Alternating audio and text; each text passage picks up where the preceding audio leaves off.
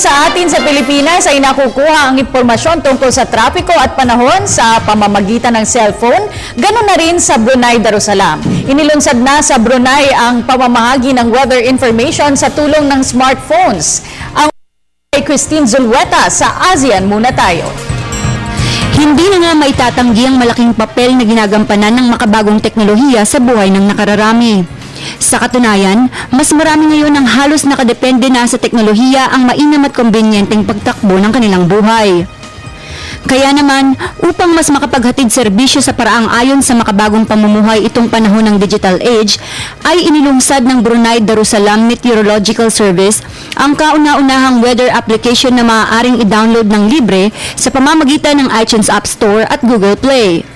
Ang pagkakaroon ng naturang weather application sa mga mobile phones at tablets ay inaasahang makapagbibigay ng wastong detalye at maaasahang impormasyon patungkol sa pang-araw-araw na lagay ng panahon sa Brunei. Mula sa pinakamababa at pinakamataas na temperatura sa buong maghapon at magdamag, hanggang sa galaw at kondisyon ng hangin. Meron din itong 3-day advanced weather forecast at radar imaging ng lagay ng panahon sa buong Brunei.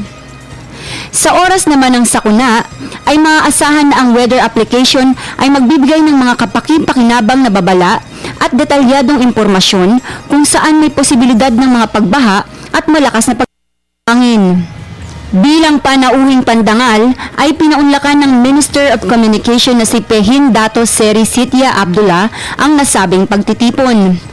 Hindi rin naman pauhuli ang Pilipinas pagdating sa paggamit ng modernong teknolohiya dahil kagaya sa Brunei ay naglungsad din ang Department of Science and Technology o DOST ng Project NOAA o Nationwide Operational Assessment of Hazards na tutulong makapagbigay ng mabilis at eksaktong impormasyon sa lagay ng panahon.